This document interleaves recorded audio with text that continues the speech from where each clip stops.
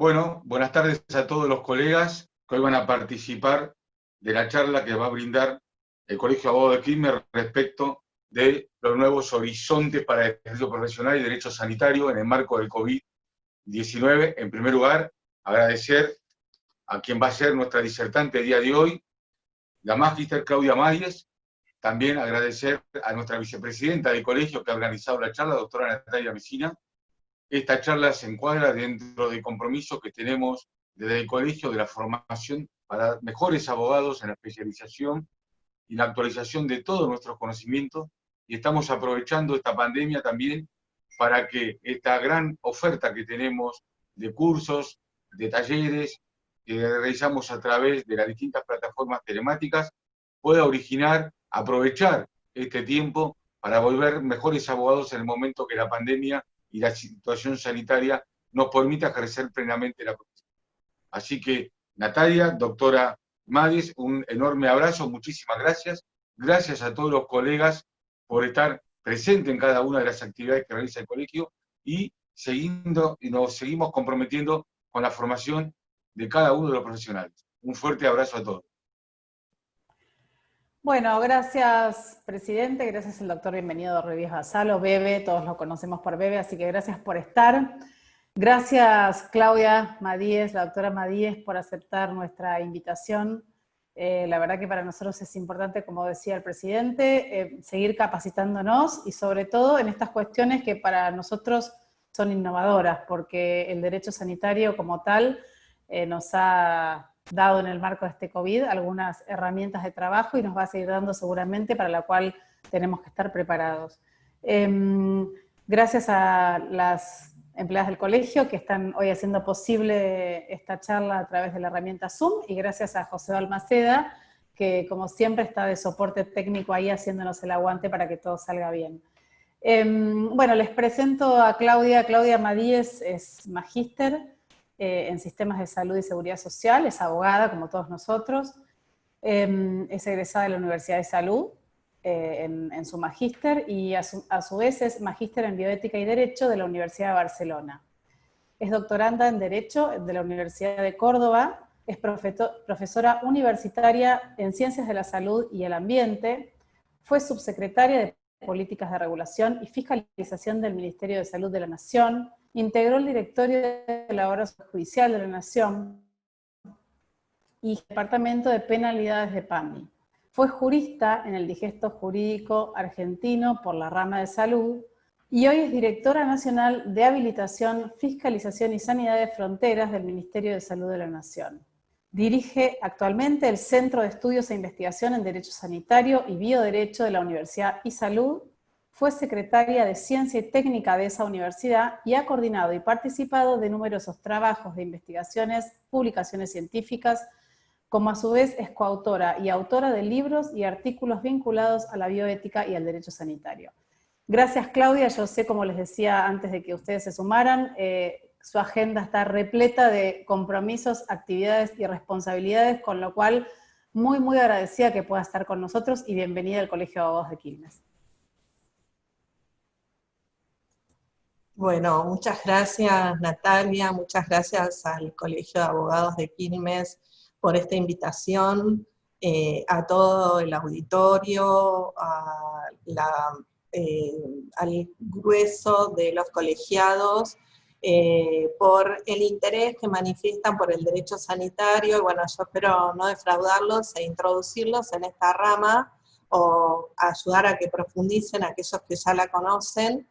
Yo tengo toda una vida dedicada al derecho sanitario y bueno, quiero contarles un poco de qué se trata esto, que hoy tiene tanto auge en el mundo, ¿no? Yo creo que en forma inédita hemos tomado conciencia de la importancia del sistema de salud a nivel global y también del bien público global, que es la salud, y sobre esa base, bueno, hoy vamos a profundizar en las incumbencias profesionales que podemos tener los abogados, en todo el vasto terreno en el cual nos podemos desarrollar, y señalar además que esto no es algo único ni especial en Argentina, es algo que viene sucediendo en los últimos años, en muchas partes de América, en muchas universidades latinoamericanas y también en Europa, y nos desafía y nos interpela para poder tener este desarrollo.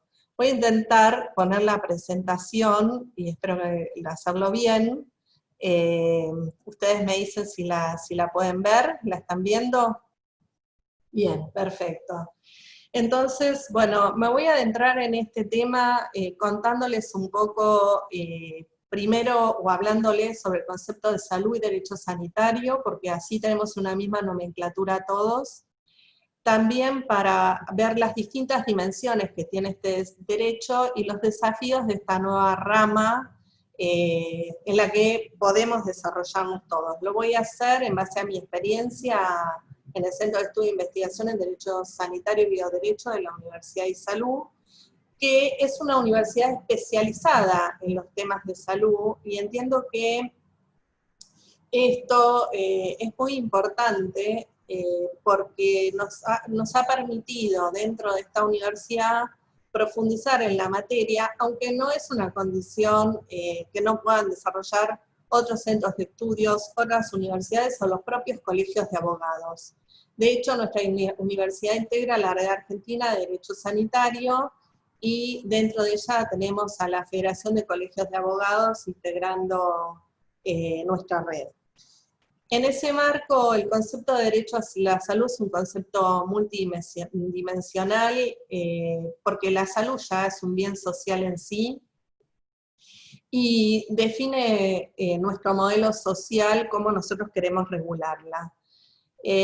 Para la Organización Mundial de la Salud, el término salud es un término multívoco, y todos sabemos, los que nos dedicamos a esto, que la definición que nos da esta organización es que la salud es el estado de completo bienestar físico, mental y social, y no solo la ausencia de enfermedad.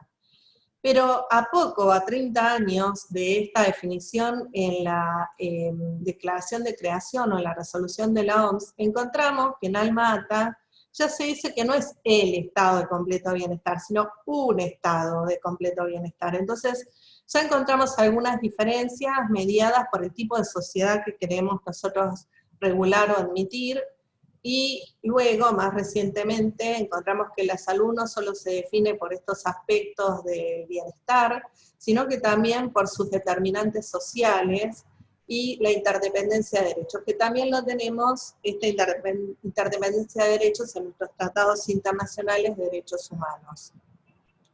Pero podemos coincidir en que todas estas definiciones que sobre todo tenemos en los tratados internacionales de derechos humanos son programáticos, no son operativos, son idealistas, son horizontes a los que queremos alcanzar. Sería algo así como anunciar que el derecho a la salud es el derecho que todos tengamos acceso a la vacuna. Sí, es un derecho que tenemos al acceso a la vacuna, pero no tenemos la vacuna hoy para el COVID. Así que en este contexto, obviamente que no deja de ser aspiracional lo que estamos mencionando, y así nos encontramos con el dilema de cómo se hace efectivo este derecho, y para eso aparece la ciencia jurídica que regula esas relaciones interpersonales a través del valor justicia, y nosotros aspiramos que el derecho reconozca al derecho sanitario, que la ciencia jurídica reconozca el derecho sanitario con autonomía científica. ¿Qué significa esto? Que significa que podamos tener abogados especializados en derecho sanitario, que podamos tener fueros especializados en derecho sanitario, que en nuestras universidades se enseñe como una materia en derecho sanitario, que haya especializaciones en esto. ¿Es una ocurrencia nuestra? No, no es una ocurrencia nuestra, somos muchos los que ya estamos abogando por esto, pero relativamente pocos para que aún se instale con fuerza, y nada mejor que poder compartirlo con colegas para poder expandir esta necesidad que requiere una reflexión sobre las normas, sobre los valores y sobre la realidad que median en el ejercicio de este derecho. Y para hablar del derecho a la salud, no solo tenemos que hablar de la categoría individual o subjetiva de este derecho, sino también de la dimensión social. Y en esto Argentina está rezagada. En Argentina no tenemos muchos desarrollos doctrinarios sobre lo que se llama salud colectiva o salud o derecho social a la salud. Encontramos otros países donde los derechos o los doctrinarios del derecho han tenido más profundización, y precisamente el COVID es un escenario que nos alienta a considerar esta dimensión, ¿no? Tenemos poco desarrollo sobre esto, poco desarrollo sobre lo que es la función de vigilancia sanitaria, poco desarrollo sobre lo que son las emergencias sanitarias y las restricciones de derechos en estos contextos, y el COVID nos llama a ver que, bueno, es necesario que profundicemos en estos aspectos y pone en juego toda esa doctrina a la que tenemos que acudir en estos escenarios de emergencia. Así, la noción de derecho social a la salud reconoce una interacción y una responsabilidad por la prevención y la protección, y no solo la visión clásica que tenemos sobre la protección, la integridad, la identidad o la intimidad, es decir, al derecho subjetivo. Por lo tanto, yo me animo a aportarles esta definición de derecho sanitario que ha sido tomada por el Ministerio de Salud de la Nación, que tiene un diccionario de legislación en salud que incluye una definición que me convocó a desarrollar, que nos dice que es una rama transversal emergente que regula las relaciones jurídicas, no solo conductas, procesos, actividades, condiciones, servicios para la prevención, la preservación, la promoción, la conservación y el mejoramiento de la salud, su vinculación con otros derechos, y que considera múltiples variables de todas las dimensiones, la política, la biológica, la científica, la ecológica, y cualquier otra, o de cualquier otra naturaleza, incluso la salud pública, la actuación profesional y la resolución de los conflictos biojurídicos. Dentro de esas dimensiones, la que más nos inspira siempre a los abogados es el valor justicia, ¿no? Nosotros vamos por el valor justicia, lo perseguimos, queremos la equidad, pero bueno, el derecho sanitario media entre esos dos valores, la salud y la justicia, y puede hacerlo haciendo prevalecer otros valores que le sirven de apoyo, como la utilidad, el amor, la equidad, la solidaridad, la beneficencia, la no maleficencia, o cualquier otro. Ahora, en el escenario de la salud, lo que lo caracteriza, básicamente, el derecho nos quiere dar certidumbre, pero el problema que tenemos con la salud es que está mediada permanentemente con la incertidumbre. Y por eso, para manejar el tema salud, los conflictos de salud, los abogados nos tenemos que preparar especialmente, porque las herramientas que tenemos para hacer frente a estos conflictos exceden los habituales o convencionales. Necesitamos herramientas específicas para mediar en este tipo de conflictividad. Algunas de las herramientas que requerimos son las bioéticas, es decir, sopesar entre derechos en juego. Otras herramientas tienen que ver también con los distintos valores que priman en una sociedad. Puede haber planteos más humanistas, planteos más totalitarios, más paternalistas, más abstencionistas. En definitiva, el régimen de justicia lo que quiere es la justicia distributiva, dar a cada uno lo suyo, pero la salud, más allá de dar a cada uno lo suyo, también hace mediar la res pública, es decir, la atención del bien común en su más pura expresión, y esto lo vemos en una declaración de emergencia. Y entonces no solo vamos hacia la protección individual, la subjetividad, la protección del individuo frente a los otros o la comunidad, sino también la protección de lo colectivo, que es lo que está precisamente justificando la restricción de derechos en este momento, como hoy que se dictó un decreto que prohíbe las reuniones en el ámbito familiar que sean masivas. Y entonces aparece, en este caso, el COVID en escena como un tema movilizante que nos pone a debatir cómo se da esa relación entre la justicia y la salud, cómo se da ese reparto entre derechos ese reparto de atribuciones, y en algunos casos se privilegia la utilidad, es decir, el fin último del beneficio de toda la comunidad, que es en definitiva el debate en el que estamos asistiendo cuando se plantea qué vamos a beneficiar, economía o salud, qué es lo que queremos priorizar.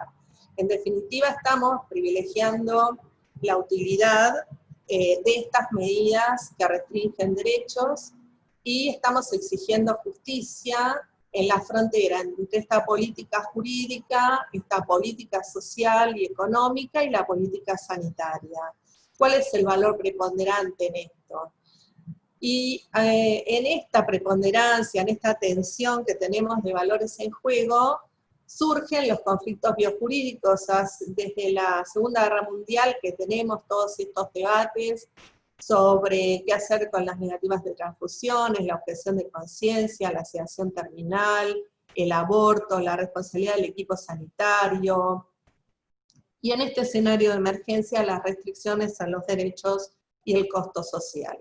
Y en ese escenario entonces tenemos principios y valores reconocidos por nuestra Constitución, como la equidad, como la responsabilidad primaria de los estados provinciales, que es reconocida por fallos de nuestra Corte Suprema, y también cómo se aplican los valores democráticos y humanistas que consagra nuestra Constitución con los tratados internacionales de derechos humanos, y básicamente los principios de dignidad, libertad, igualdad, justicia distributiva, no discriminación y de reconocimiento a la vulnerabilidad humana que contienen los tratados internacionales de derechos humanos, así como los aspectos más instrumentales que refieren a la disponibilidad, accesibilidad, aceptabilidad y calidad de los servicios y bienes que consagra el Pacto Internacional de Derechos Económicos, Sociales y Culturales, que yo creo que es el pacto que con más detenimiento desarrolla el derecho a la salud.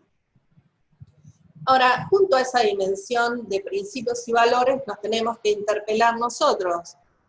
¿Es que en Argentina tenemos suficientemente desarrollados cuáles son los principios y valores que inspiran el sistema de salud? La verdad que no.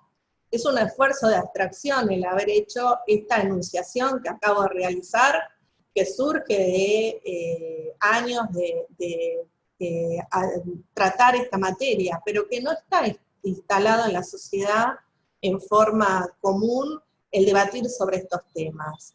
La dimensión normológica también tenemos, en este caso, nuestra Constitución tiene un artículo dedicado al derecho a la salud en la relación de consumo, tenemos tratados internacionales de derechos humanos, pero tenemos que saber que en general cuando hablamos de regular en salud, ¿quién regula? ¿Quién se mete a regular en los temas de salud? ¿A quién tenemos sentado hoy como consejo asesor en esta materia, como la más clara manifestación de lo que sucede cuando se regula en salud? A un consejo asesor científico de alta calificación técnica, que persigue excluir los daños, pero que con sus decisiones genera, o no genera, sino que media entre grandes tensiones sociales.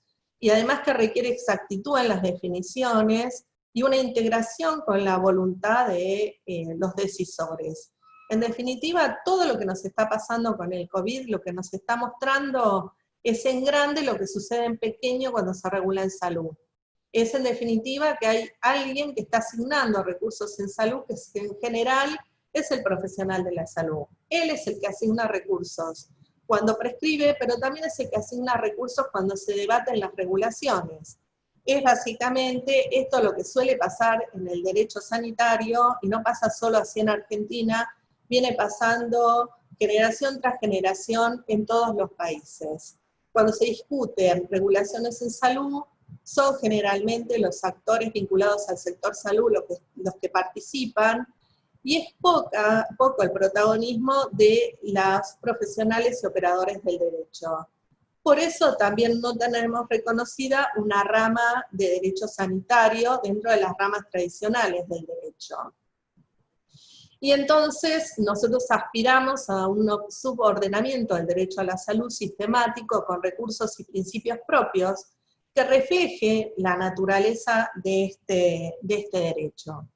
Esas normas sanitarias tienen que estar vinculadas con el derecho constitucional, el administrativo, el de contratos, el de consumidor, el laboral, el de seguros, el procesal, el civil, el penal. Por ejemplo, si hablamos de las prestaciones de asistencia sanitaria que se dan en el ámbito público, no estaría solo vinculado al derecho constitucional y el derecho administrativo, sino que también tenemos que vincular estos conceptos que no alcanzan del derecho constitucional y el administrativo con las nociones del derecho sanitario. No da lo mismo cuando el Estado presta servicios de carácter comercial o de otro carácter cuando está mediado por la salud. Y lo vemos también esto en las decisiones judiciales.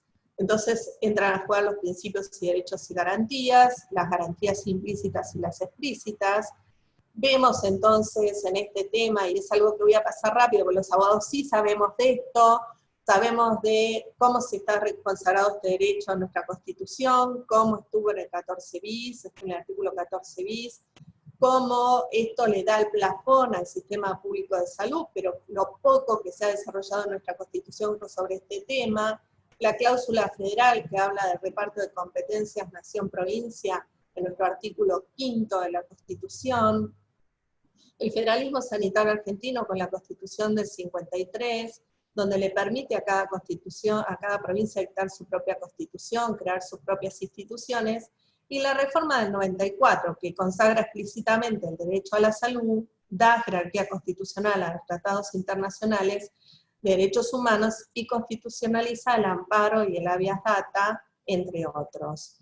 Es el federalismo sanitario que le permite a las provincias regular sobre la materia de salud, conservar todo el poder no delegado y conservar instituciones de la seguridad social, y a la vez a la nación le permite dar un seguro social obligatorio, lo fuerza a crear un seguro sobre el niño desamparado y la madre durante el embarazo y el tiempo de lactancia, que no estoy segura que todos ustedes sepan que nuestra Constitución dice eso, pero quiero poner énfasis en ese artículo, porque todavía Argentina tiene una deuda pendiente con ese objetivo, aunque tiene programas que orientan o giran en torno a ese derecho, y dar medidas de acción positiva que garantice la real igualdad de oportunidades, y además una coparticipación federal que en definitiva tiene que garantizar esta equidad, entre otras cosas en salud.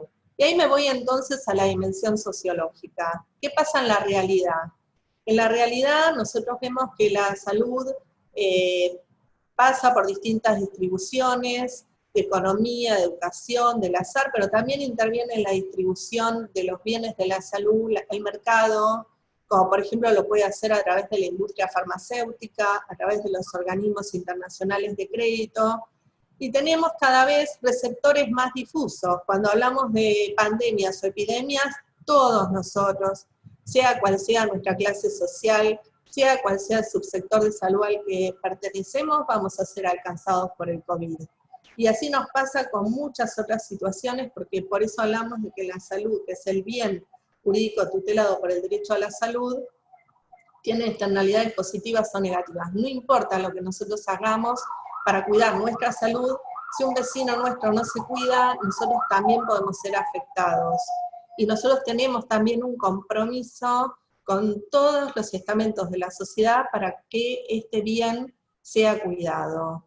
Entonces, cualquiera sea el reparto que se haga, socialista, liberal, cualquiera sea el sistema en el cual se inserte nuestro sistema de salud, estamos atravesados por los mismos problemas, que es el que caracteriza a este derecho, que es el de alta incertidumbre, como les mencionaba, y la necesidad entonces de acuerdos específicos para garantizar este derecho, que tienen que superar las meras enunciados programáticos de nuestros tratados internacionales.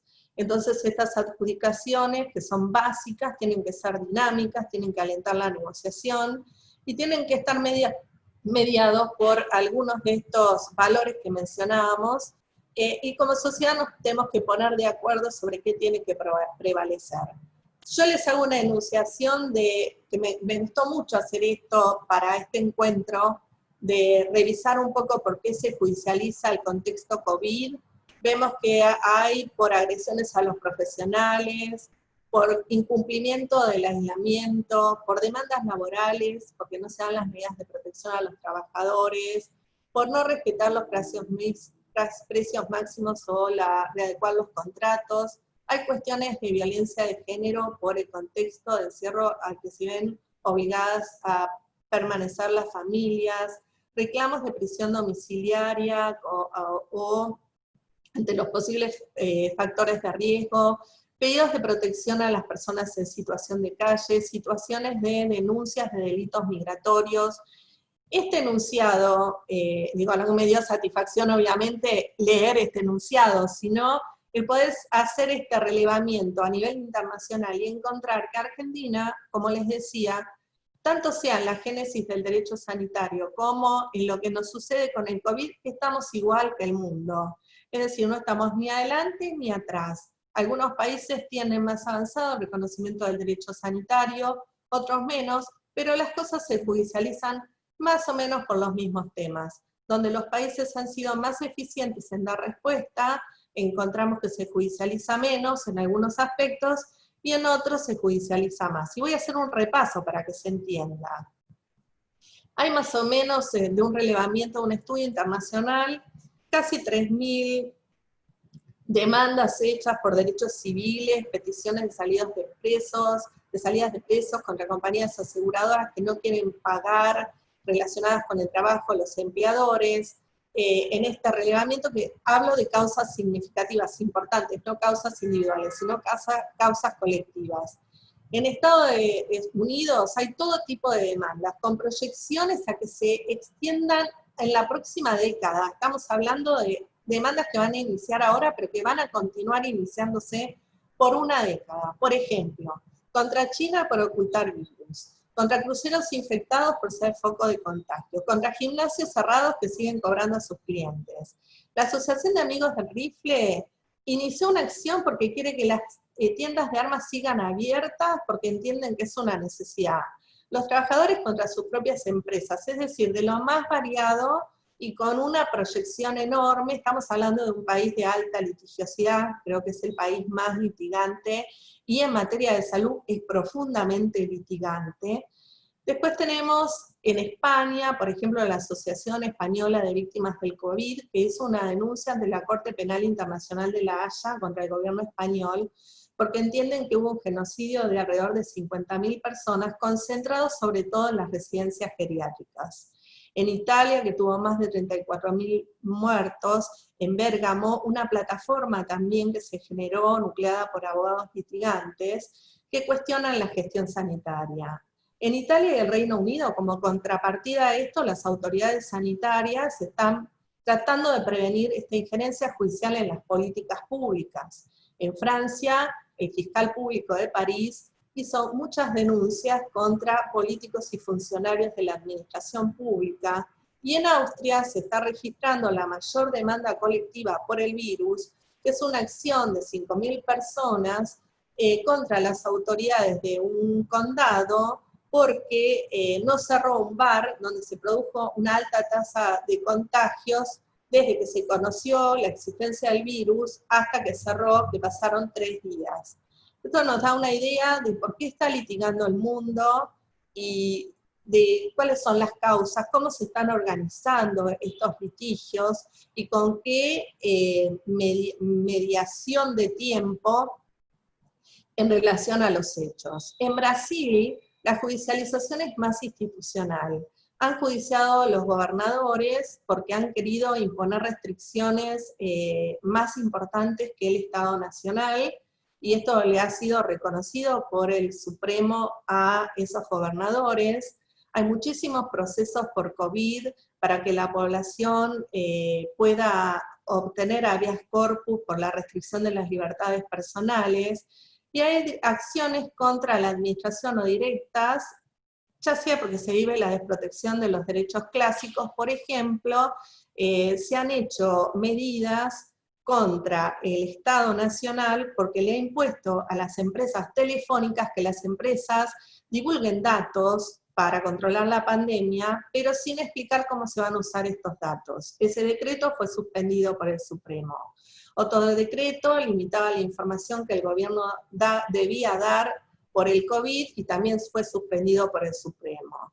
También se intentó hacer una propaganda contra el distanciamiento social del Estado Nacional en detrimento de los estados locales, y también el Supremo dispuso no hacer lugar a esta medida. Y el gobierno nacional impuso una acción para que sus decretos fueran de plazo indeterminado, y esto también fue rechazado por el Supremo.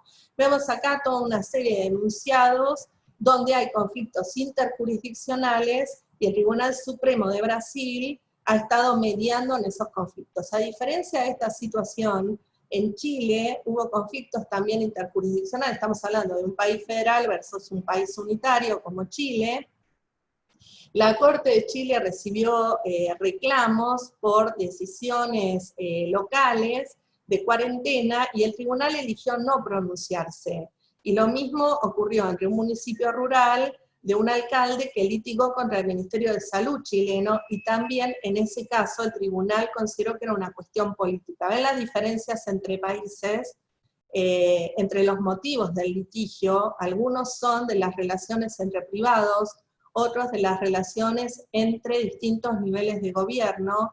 Esto nos marca un poco la impronta que está llevando el litigio a nivel internacional.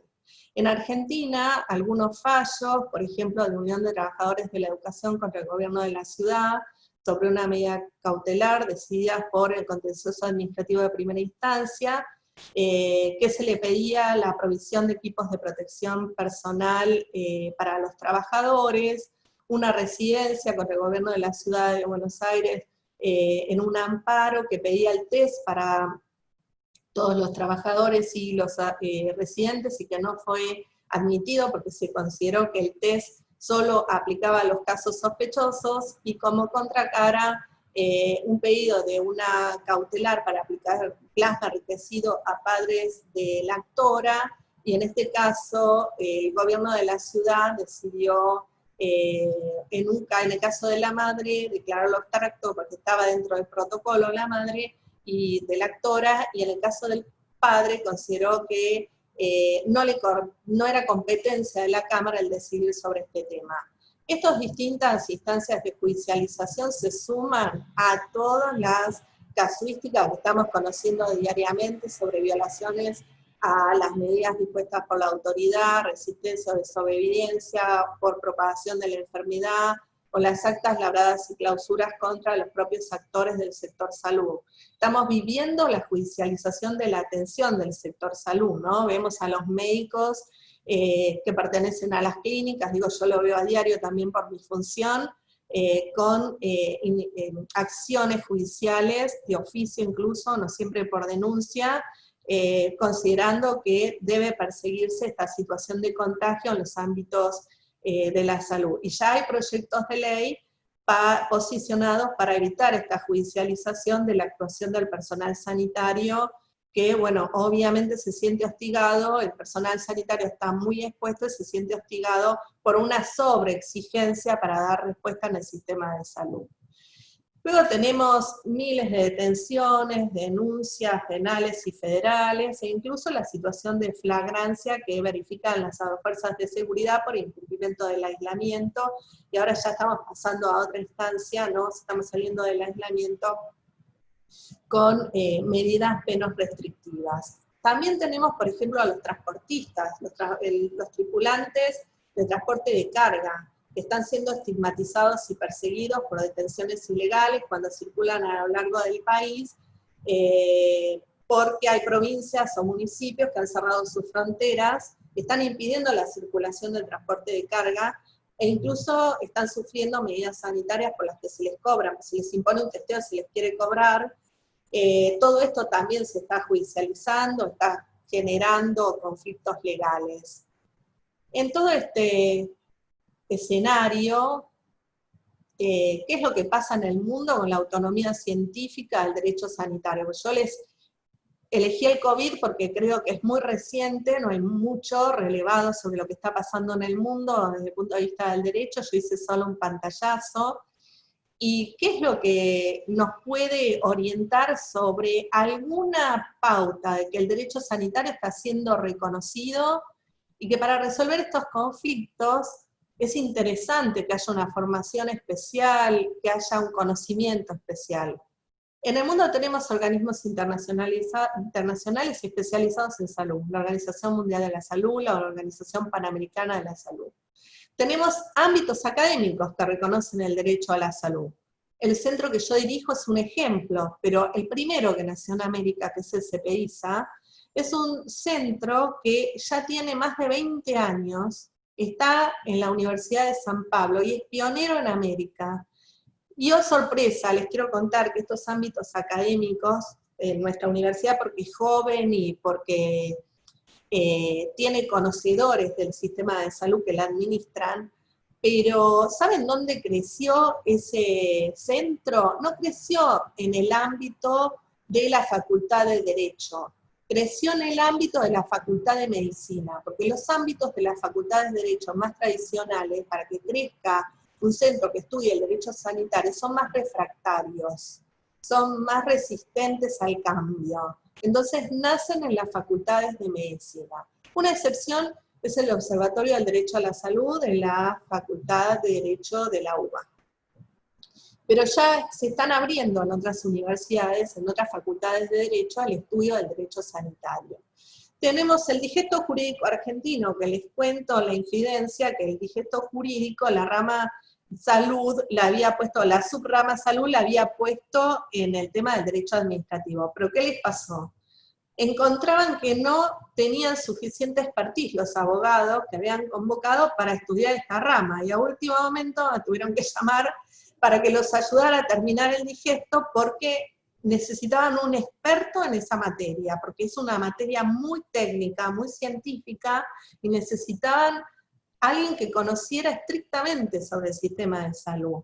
Después tenemos las salas e institutos de derecho a la salud de los colegios profesionales de abogados, que entiendo que son fundamentales para la difusión del derecho sanitario, para la divulgación, y para que realmente se establezca el derecho sanitario con fuerza en los claustros académicos. Las publicaciones científicas especializadas y las redes científicas organizadas. En Argentina tenemos dos redes, la red Argentina de Derecho a la Salud y la red Argentina de Derecho Sanitario, y podremos tener muchas más, y yo celebraría que sean muchas, porque seguimos siendo pocos los que nos dedicamos al derecho sanitario en el país, y que nos conocemos bastante, pues somos poquitos. Así entonces tenemos universidades como ISALU, la UBA, la Universidad Nacional de La Plata, la Facultad de Medicina. Tenemos carreras como la Cátedra Abierta de Salud Colectiva, la Universidad de Rosario o la Universidad del Museo Social, que tiene una maestría en aspectos bioéticos y sanitarios. Y tenemos otras iniciativas como la Asociación Argentina de Derecho Médico, la Asociación de Abogados de Buenos Aires, la Asociación Argentina de Derecho Médico y Salud. Dentro también del CES tenemos algún desarrollo sobre derecho sanitario, o la Fundación Médica Jurídica de Corrientes. Y podría enunciar otras, no quiero quedarme corta, son solo un ejemplo de que hay iniciativas que están reconociendo al derecho sanitario como corresponde, con su autonomía, que están generando grupos especializados para estudiarlo y para su aplicación.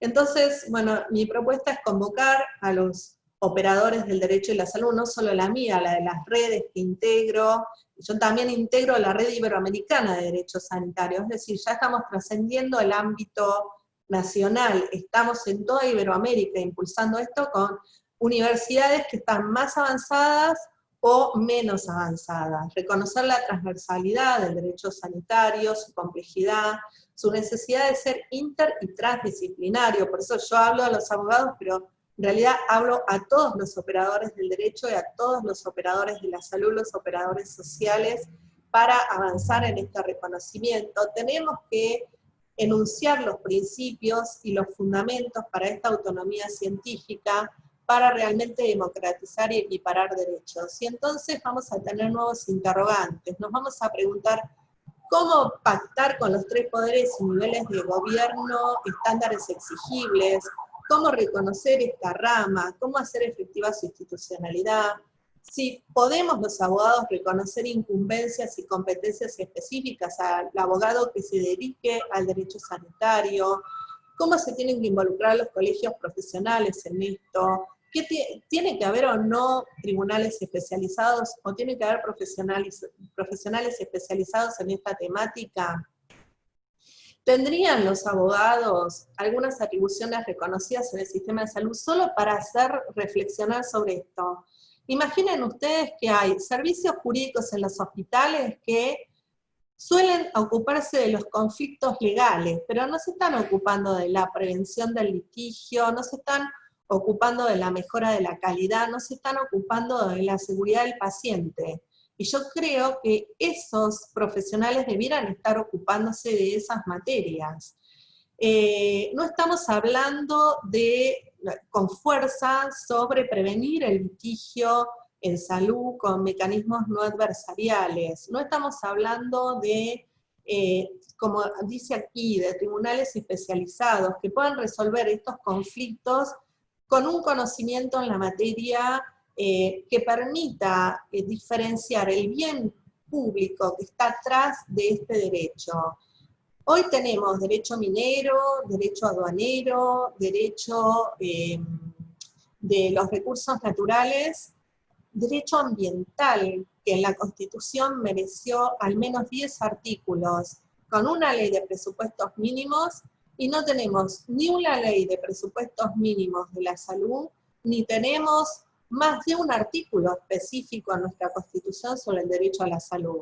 Yo creo que llegó la hora de instalar este tema, que el COVID está develando un velo de una necesidad, que tenemos que enunciar los derechos esenciales o los valores esenciales de este derecho sanitario, enunciar la dignidad y la autonomía y la salud colectiva como principio, enunciar la ciudadanía y la democracia sanitaria, la equidad, cómo realmente aplica o debe aplicar en un sistema federal como el nuestro principio pro homine, y cómo llegar a la legalidad y razonabilidad sin poner en crisis al propio sistema, que es la tensión que tenemos en forma permanente, porque no nos hemos dado la oportunidad de debatir el derecho colectivo a la salud, ni de instalarlo como una categoría conceptual tampoco. Entonces tenemos que buscar una forma de diálogo entre las disciplinas de la salud y el derecho, colaborativa, reconocer que es una disciplina autónoma bajo los principios de equidad, que la principal obligación de nuestro Estado federal en materia de salud es aportar equidad, conformar alianzas estratégicas y redes para esto, asumir el rol que tiene la universidad en este pacto social, propiciar herramientas procesales que hagan efectivo este derecho, de los cuales adolecemos también. Las estrategias que tenemos o las herramientas son de carácter judicial y son genéricas, no tenemos herramientas específicas del sector salud que debiéramos tener, y alentar básicamente no el litigio, sino la prevención del conflicto, porque este es un derecho muy inmediato, como vimos, que requiere una respuesta directa. Y en todo esto, la universidad tiene que priorizar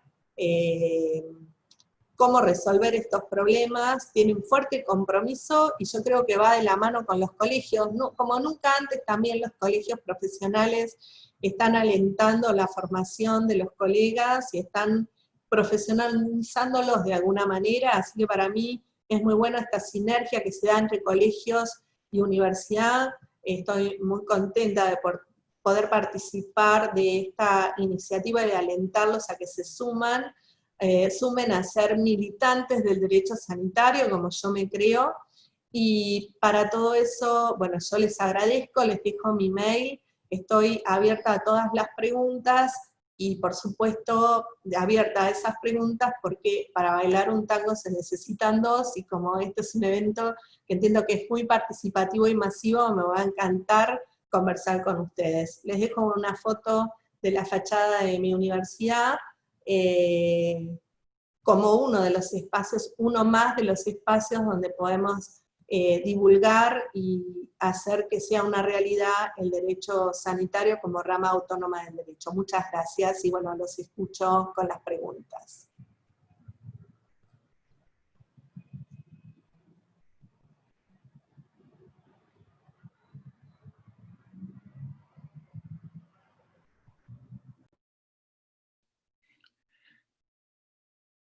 Gracias, muchas gracias, Claudia. Me meto 2 segunditos porque tenemos a la doctora Messina ahí se conectó con una nueva conexión. Si le podemos habilitar el micrófono, Cintia, por favor. Ya está habilitado. Ahí está. Perdón, pero me conecté bien. ¿Se escucha bien ahí? Hola, hola, ¿me escuchan? Hola, hola, ¿me escuchan? Sí, doctora, ¿Bien? se escucha perfecto. Bien, bueno, ante todo agradecerte, Claudia, porque, bueno, ha sido, en el tiempo que te dimos, muy gráfica. Seguramente han quedado un montón de cosas, y ahí lo decía una colega, inclusive pedí a Claudia a ver si se puede dejar o compartir los slides, las filminas que pasaste, porque son, la verdad, que muy gráficas.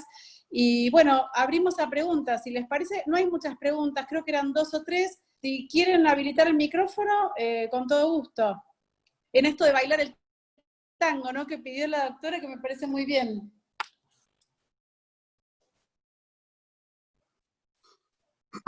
Hola, ¿puedo hacer una pregunta? Sí, sí, cómo no, Guillermo. Bueno, muchas gracias, muy interesante y muy ilustrativo la charla que tenemos hoy. Yo tengo en realidad 2 preguntas vinculadas a medicamentos de alto costo. La primera es, ¿cuáles son las acciones para garantizar el derecho a la salud de los pacientes de medicamentos de alto costo? Porque la reciente sanción de la ley de fibrosis quística parece ir a contramano de lo actuado en Sinersen. Y en ese sentido, la pregunta es si es esperable que la promulgación parcial de dicha ley le dé capacidades al Ministerio de Salud para avanzar en compras conjuntas. Y la segunda que tengo está vinculada a un comentario que hizo el ministro en el Senado hace 10 días, que planteó que el 30% del gasto de salud está destinado hoy, o sea, lo acapara hoy los medicamentos de alto costo. Y bueno, me gustaría saber, pensar con ustedes si es posible continuar sin una agencia de evaluación de tecnologías sanitarias, porque parece que los laboratorios comienzan cada vez más a utilizar el RAEM para ingresar los productos al país. Gracias.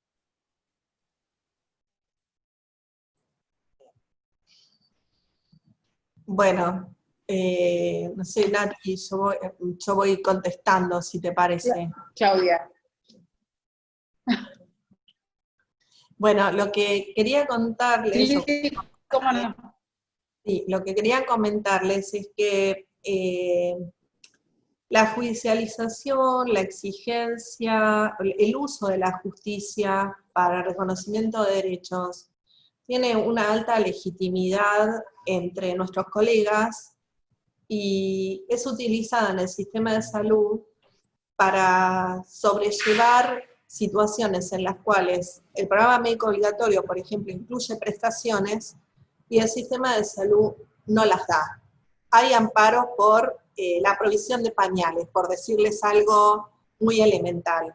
Entonces, junto a esa situación donde tenemos reclamos muy legítimos, también aparecen los medicamentos de alto costo con los problemas del desfinanciamiento del sistema en base a valores del precio de esos medicamentos que están muy por encima de la media internacional y que requieren la intervención del Estado. Es una combinación de elementos, no se puede generalizar la situación. Los medicamentos de alto costo requieren un abordaje especial. El abordaje que se está proponiendo con la necesidad de la evaluación de tecnologías es un abordaje que pone en escena todos los temas que median el medicamento de alto costo, y yo entiendo que con esos elementos, este conocimiento especializado que pedimos, permite trabajar en el acceso de la población, dándole sostenibilidad a los sistemas. Pero bueno, eso requiere también el compromiso del sistema de salud de ver cómo resolver situaciones que aquellos medicamentos que no son de alto costo están incluidos dentro del programa médico obligatorio y que el sistema al no dar respuesta favorece la judicialización.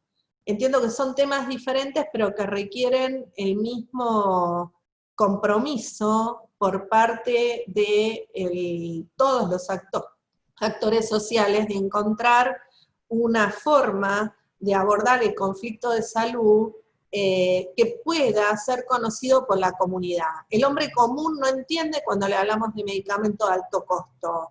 Lo único que ve es, hay una necesidad y no es satisfecha, cuando en realidad no es una necesidad, es una demanda inducida por un profesional que a lo mejor tiene un incentivo especial creado por el mercado. Tenemos que trabajar en esa línea para que el hombre común entienda cuál es la situación, para que, por otro lado, se pueda dar acceso a las tecnologías sanitarias cuando hay evidencia científica, y todo esto requiere todo un desarrollo y un conocimiento específico que precisamente sobre eso, cuando hablo del derecho sanitario, hablo de la necesidad de estos desarrollos y obviamente que la posibilidad de unir esfuerzos entre los financiadores es una estrategia también que permite avanzar en soluciones para un mercado que se carteliza, un mercado que siempre va 2 pasos adelante de lo que es el Estado. El Estado ahí tiene que trabajar mucho, y entiendo que los abogados podemos trabajar también con nuestro conocimiento, no solo desde el litigio, sino también desde las ciencias jurídicas para facilitar el acceso desde las regulaciones, el trabajo en el aspecto regulatorio, que creo que es un aspecto en el cual también tenemos campo de acción para desarrollarnos junto a las instituciones de la salud. No sé si con eso contesté.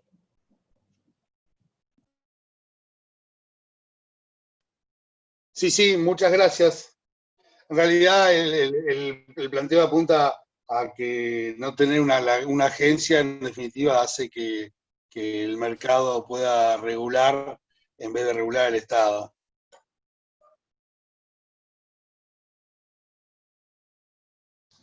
Sí, en general yo creo que de acuerdo al reparto de competencias entre los 3 poderes del Estado, el poder legislativo tiene ahí una potestad muy importante, más allá de todos los mecanismos administrativos que se puedan crear, tiene un rol muy importante en esta materia, y bueno, nuestras sociedades van progresivamente avanzando conforme a lo que hacen las agencias regulatorias del mundo. No estamos hablando de nada que no esté instaurado en otros lugares del mundo, ¿no? Los que nos dedicamos al tema del derecho sanitario, conocemos un poco de los sistemas comparados y sabemos qué pasa en el mundo, pero yo entiendo que por ahí parte de este auditorio no conoce mucho sobre cuáles son las soluciones que se dan en las sociedades hoy en estos temas. Y por eso es alentarlos también a estudiar. El derecho sanitario significa también estudiar esas estrategias que hay en el mundo para dar respuesta a los medicamentos de alto costo, que no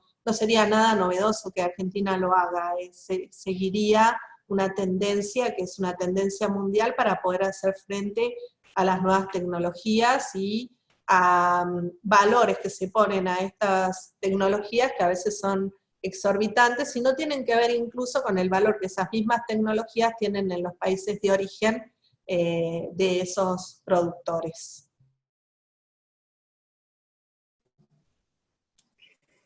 Bueno, ¿alguna otra pregunta? Pero tengo algún problema de muy mala conexión, intenté comunicarme tanto de la computadora como del teléfono y hay algo que me impide comunicarme, pero te iba a hacer una última pregunta para cerrar, Claudia, si nos podés compartir alguna de las experiencias que te ha tocado vivir en tu función actual. Me acuerdo, por ejemplo, el caso del manejo del cadáver que vino con COVID del extranjero, sin contarnos, digamos, por ahí los pormenores de tu decisión. Digo, ¿cómo se ponen en juego acá el derecho sanitario y los derechos de nosotros como nación de permitir el ingreso de un cadáver que tenía COVID y que estaba o había falseado digamos, su causa de deceso real, ¿no? ¿Nos podés contar algo, o sea, de tu experiencia en eso, Claudia? Sí, les puedo contar que la verdad que para los que estamos en la primera línea, ¿va? Con problemas cotidianos vinculados con el derecho sanitario, todo el tiempo nos confrontamos con dilemas como estos, ¿no? Una familia que quería estar con su ser querido, pero que, bueno, vulnera todas las normas y uno tiene que actuar conforme a derecho. Entonces, hay una legislación o una normativa argentina que prohíbe el ingreso de cadáveres que tengan una infección como causa de muerte, y en este caso nos pasó que se infraccionó la norma. Y se ingresó el cadáver sin cumplir con el requisito legal. Entonces, bueno, obviamente esto nos genera un fuerte dilema y básicamente tuvimos que cumplir la ley y hacerla cumplir. Pero bueno, quizás lo que subyace atrás de esto es, ¿no? Nosotros estamos atrás del derecho individual, quiero volver a esa analogía entre el derecho individual y el derecho colectivo. Hay un motivo por el cual no se permite el ingreso de los cadáveres con una causa de muerte por una enfermedad infecciosa, que es evitar la propagación de la enfermedad. Entonces, cuando uno ve ese objetivo, ya se olvida de la parte subjetiva, queda de lado, porque el bien que está atrás de esa decisión, en definitiva, es el bien social, y si uno lo tiene claro, no duda. Entonces, cuando los que nos dedicamos al derecho sanitario tenemos claro eso. El derecho sanitario parte de un consenso, un acuerdo, que tiene que ser un acuerdo social, en definitiva, donde todos asumamos que vamos a priorizar determinados valores en detrimento de otros. Yo no soy quién para decir qué valor. Entiendo que quién, en este caso, es el Poder Legislativo, donde estamos representados democráticamente. Y cuando se define ese valor, y tenemos puestos o impuesto ese valor a través de una ley, bueno, tenemos todos el compromiso de cumplirlo. Hoy es evitar la propagación del COVID, que nos está ocupando a todos, y bueno, fue lo que me obligó en ese momento, pero entiendo que hay otros valores, como hacer sustentable el sistema de salud, que nos permite garantizar que haya personas que tengan acceso sobre una base de equidad. Bueno, todo esto está por desarrollarse. Es un campo muy fértil que nos requiere a todos y a muchos para trabajar en pos del derecho sanitario, así que ojalá podamos tener muy pronto alguna materia de derecho sanitario en las currículas obligatorias, por ahora son optativas en las universidades, y yo aspiro a eso, ¿no? Avanzar progresivamente para que se reconozca esta materia. Estoy leyendo que ahí hay una pregunta que dice si el sistema federal debería hacer alguna adaptación. Yo creo que seguro que tiene que hacerla. No nos puede pasar que el reparto de competencias nación-provincia no esté definido. Pero también creo que como llegamos hasta acá, con poco desarrollo está todo para hacer, eso es maravilloso, porque tenemos una oportunidad magnífica para escribir las reglas de juego de ese reparto, y seguro que el aprendizaje de lo que fue el COVID nos va a servir a todos. Va a haber un antes y un después para mí en el mundo sobre los sistemas de salud, un antes y un después sobre las políticas sanitarias y la organización de los sistemas, y bueno, yo creo que en el debate futuro los abogados tenemos que ser partícipes, porque si no ese debate solo lo dan los operadores de la salud. Los abogados tenemos que ser partícipes, somos nosotros los que tenemos todo el desarrollo teórico y práctico sobre el ejercicio de los derechos, y tenemos que estar ahí haciendo la diferencia. Creo que dicen que Diana Español levantó la mano. Así que bueno, yo los invito a que nos sumemos, a que seamos protagonistas de ese debate, ¿no?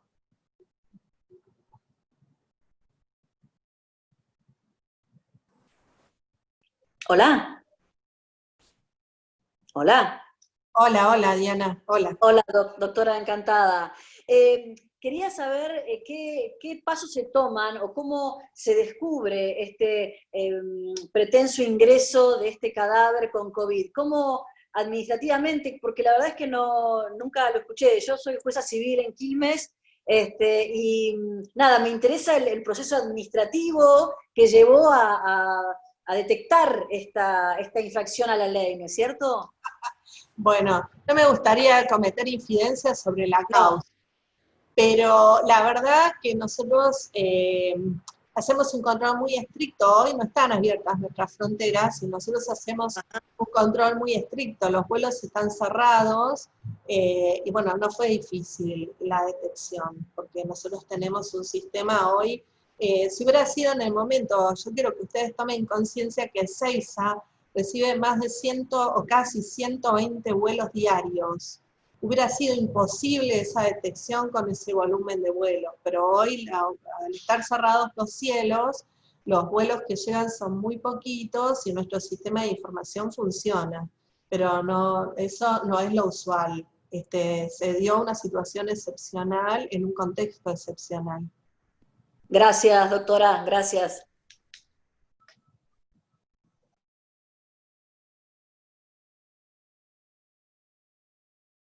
Yo les quiero hacer una pregunta a ustedes. ¿Les resulta atractiva la idea de que haya un derecho sanitario? ¿Los motiva?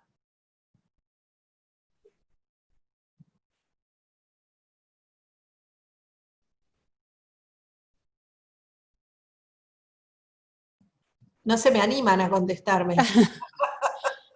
¿Se escucha ahí? ¿Sí? Hola, hola. Se escuchan, Nati. Sí, sí, la verdad es que por ahí es una buena pregunta para que ustedes se queden pensando después de todo lo que han escuchado hoy, ¿no? A muchos de los colegas que están acá, yo los conozco, y lo que a mí más me motiva, más allá de que, bueno, yo sea una de las que va por ahí, esto que vos dijiste al principio, Claudia, que es de la transversalidad de la mirada esta del derecho sanitario en todas las ramas del derecho, o sea, cómo uno a veces en la cotidianidad, inclusive en cualquier causa que le toque, se mete el derecho sanitario, y hoy el COVID lo demuestra. O sea, en el derecho penal, cada abogado que planteó su excarcelación, o sea, mejor dicho, no su excarcelación, sino su pedido de libertad domiciliaria, lo ha tenido que plantear sopesando y poniendo en juego los derechos individuales del preso, su situación en salud, cómo juegan las normas internacionales en esa materia, y así sucesivamente con los derechos laborales.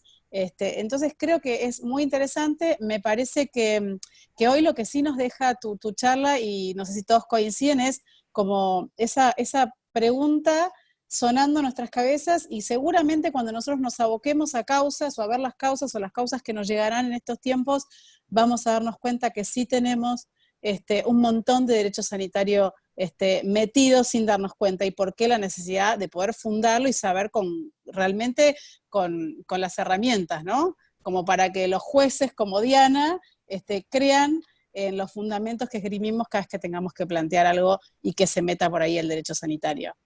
Sí, ahí estoy viendo que están comentando y entonces dicen cómo empezamos, que sí les interesa, que preguntan si el colegio tiene un instituto de derecho sanitario. Bueno, nosotros vamos porque todos los colegios tengan, si no es un instituto, es una sala de derecho a la salud, si un espacio que los pueda nuclear.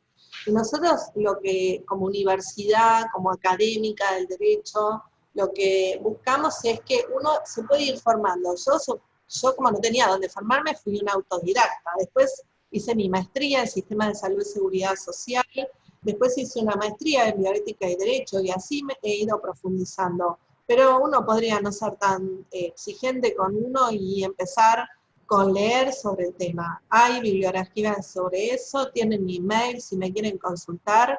Yo creo que nos tenemos que motivar, el mundo nos abre las puertas. Les cuento, por ejemplo, en Francia, bueno, era algo que les iba a contar y no apareció, así que se los cuento. En Francia, la profesión de grado tiene el derecho sanitario como una orientación, y si uno sale formado como un abogado en derecho sanitario, que sería como si fuese un abogado en civil, en penal o en derecho sanitario, puede pasar a dirigir un hospital como abogado. Miren ustedes qué novedad, ¿no? Nosotros no estamos ni enterados de eso. En España hay también orientaciones en el posgrado, es decir, hay un mundo de derecho sanitario por descubrir y muchas oportunidades que se nos podrían generar si trabajamos juntos los abogados en explorar esta materia. Hay que instalarla y bueno, es un desafío para todos el poder lograr que se abra las universidades, las facultades de Derecho, y bueno, también en los colegios instalar el tema fuertemente, en los colegios profesionales, y trabajar muy unidos con las otras profesiones, como decía Natalia, ¿no? Esta relación interdisciplinar, transdisciplinar. Nosotros tenemos que aceptar que hay una lógica del sistema sanitario distinta a la lógica jurídica, y hay que hacer una sinapsis entre estos dos mundos. Por eso yo digo que es transversal. Nosotros tenemos que entender las necesidades de ese sistema de salud, y también las necesidades de la comunidad que litiga, porque a veces ese sistema de salud no está mediado por los valores con los que tiene que estar mediado. Pero yo estoy segura que cuando está bien mediado, el sistema de salud da respuesta. Ahora, si está mediado por intereses del mercado, es donde falla.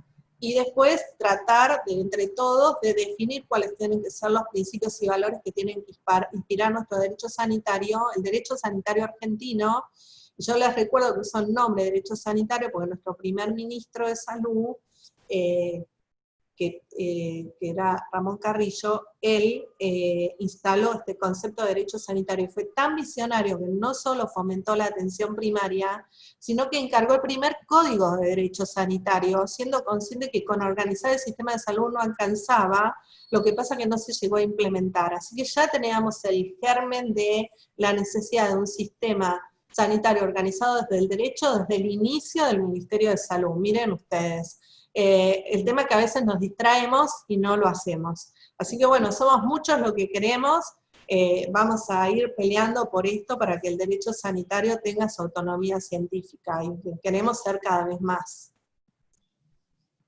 Yo, Claudia, yo creo que nosotros los abogados, por lo menos acá hay abogados de Corrientes, de Formosa, de Córdoba, que se han sumado hoy, creo que al saber y poder profundizar un poco más en esto nos alcanza para poder realmente defender mejor los derechos de nuestros clientes, o poder estar más preparados, como vos decís, para ocupar algún cargo público, para poder ocupar parte de un equipo jurídico. Hay un montón de desarrollo laboral en esta materia, así que la verdad que creo que hoy nos dejás, como te dije, un poco el espíritu de esto, pero con muchas posibilidades de seguir profundizando. Así que te vamos a volver a invitar. No sé si hay alguna pregunta más o damos por finalizado.